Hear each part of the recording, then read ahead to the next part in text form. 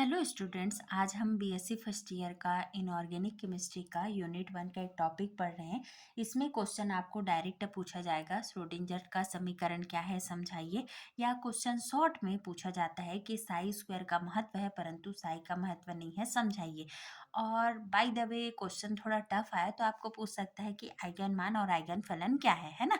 तो आपको यहाँ ऐसे पढ़ना है, आपको प्रिपेयर पूरा करके रखना है। परंतु क्या है, आपको नोट्स पूरा रहेगा। उसके बाद क्या होता है, आपने तैयारी पूरी की तो यदि एग्जाम में शॉर्ट क्वेश्चन आया तो आपको टू द पॉइंट लिखना है, तो तैयारी रखो। श्रोडिंगर समीकरण आया तो श्रोडिंगर समीकरण को लिखना, आइगन मान और आइगन फलन आया तो उसको लिखोगे, या फिर साई स्क्वायर और साई का इंपॉर्टेंस पूछा जाए तो वो लिखिएगा, है ना। अब हम डिटेल में देखते हैं। और यदि आपको इन सारे टॉपिक का नोट्स चाहिए तो शॉर्ट्स में मैंने हैंड रिटन नोट्स डाल दिया है, उसको आप पॉज करके लिख सकते हो, या फिर मैं टेलीग्राम में भी शेयर कर दूंगी।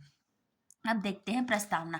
तो यहाँ से आपको कोई भी टॉपिक का प्रस्तावना ऐसे लिखना है। सन 1920 में ऑस्ट्रियन वैज्ञानिक इरविन श्रोडिंगर ने परमाणु के नाभिक के समीप इलेक्ट्रॉन के पाए जाने की संभावना को व्यक्त करने के लिए एक समीकरण दिया, जिसे श्रोडिंगर का समीकरण कहते हैं, और इस खोज के लिए उन्हें नोबेल पुरस्कार प्राप्त हुआ।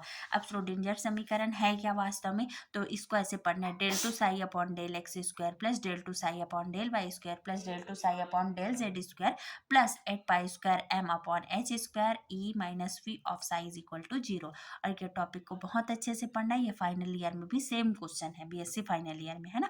अब यहाँ पे आपको सबको एक्सप्लेन कर देना है। एम क्या है, इलेक्ट्रॉन का द्रव्यमान है, इसे मास बोलते हैं। वी क्या है, इलेक्ट्रॉन की स्थितिज ऊर्जा, और ए क्या है, इसकी टोटल एनर्जी तंत्र की कुल ऊर्जा। और एच क्या है, प्लांक नियतांक। तो देखो हमने यहाँ पे ई क्या है, वी क्या है, एच क्या है ना, एम क्या है, ये सब कर दिया। अब ये तीनों जो है ये क्या है, एक्स वाई और जेड अक्ष के अनुदिश द्वितीय अवकल गुणांक है। यहाँ से ये घात 2 है ना, ये द्वितीय अवकल गुणांक है।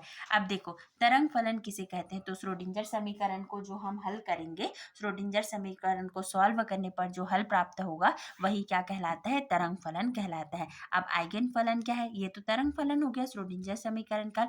तो जब हम श्रोडिंगर समीकरण को हल करते हैं तो उसके कई हल प्राप्त होते हैं ना, परंतु सभी हल एक्सेप्टेड नहीं होते, ग्राह्य नहीं होते।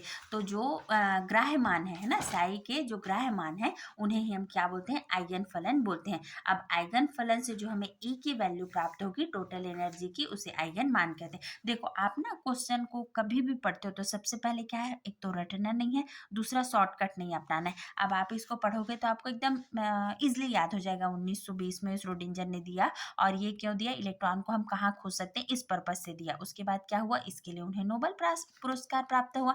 उसके बाद देखो इसको भी याद करने का क्या तरीका है, del two psi del two psi del two psi, okay, x y z. तो यहाँ से क्या हो गया, del two psi del two psi del two psi, del x square y del y z y square del Z square plus, यहाँ से याद कैसे करोगे, 8 pi square upon H square. देखो 8 pi square upon H square, pi का square h का square, M E minus V of psi is equal to 0। इसको आप कॉपी में 2 से 3 बार लिखोगे, आराम से याद हो जाएगा, ओके।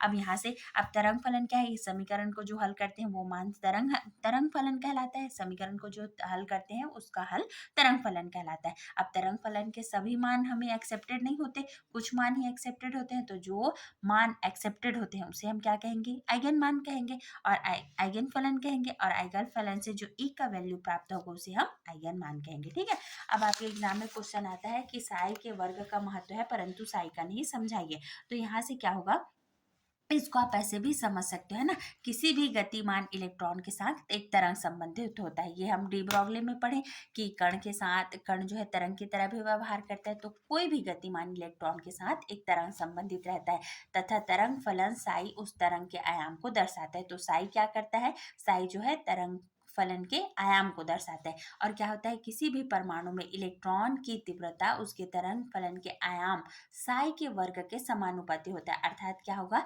परमाणु के नाभिक के चारों ओर का वह क्षेत्र जहां साई स्क्वायर का मान जितना अधिक होगा वहां इलेक्ट्रॉन का घनत्व उतना ही अधिक होगा। तो यहाँ पे क्या है, हम केमिस्ट्री पढ़ रहे हैं ना, तो केमिस्ट्री में क्या है, हमें आयाम को उतना इंपॉर्टेंस नहीं देना है, हमें क्या है, प्रायिकता घनत्व, इलेक्ट्रॉन कहाँ पे ज्यादा है इसको महत्व देना है। तो यहाँ से क्या होगा, साई तरंग के आयाम को दर्शाता है, तथा साई का वर्ग इलेक्ट्रॉन प्रायिकता घनत्व को दर्शाता है। अतः साई के वर्ग का महत्व है, ना कि साई का। Thank you.